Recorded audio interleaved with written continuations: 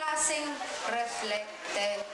Reflection ng buhay, ano yung buhay mo? Masaya ka ba? Malungkot ka ba? Natatakot ka ba? Ano ba?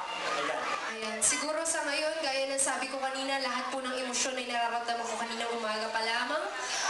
At ako po ay, nung bata ako, hindi ko po alam sa sarili ko na magkakaganito ang buhay ko ngayon. At nagpapasalamat po ako dahil dun sa mga tao na hindi nagsawa na sumuporta sa akin buhat pa lamang nung ako yung bata, lalong-lalo na sa aking ama, dahil dinit po sa kalaman ng lahat, ganito pa lamang po ako kaliit. Araw-araw na po akong pinagpa-practice, nilulubog sa drum, sa timba, sa galon. Yan po ang inabot ko.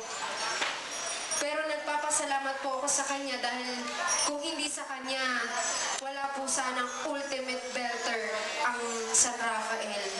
Wala po sana si Lavinia Bayani, kundi dahil sa kanila. Nung bata po ako, mahilig po ako magkakanta, pero bukod sa magkakanta ay umiyak dahil ako po talaga ay iyakin. Alam po ng mga kapitbahay yan. So, mumangal ka ba sa bandang inyo? Ha? Naririnig ba sa buong Kung alam mo lang, tatlong barangay ang abot ang bunga ako nung bata. Hindi ikaw na. Hindi mo na itatanong kung ilang oras ako umangawa. 5 oras po sa loob ng isang araw. May boses ka pa, no?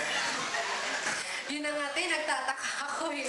Ayun. So, kaya ka naman tinawag na may magandang boses kasi nga siguro iyak ka ng iyak. So, yung voice mo throughout talaga, di ba? So, ayun.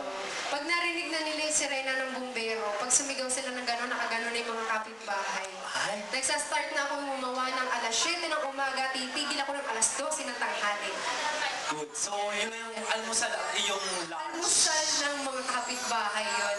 So, after ng lunch, syempre, siguro naman tulog ka na nun. Ha?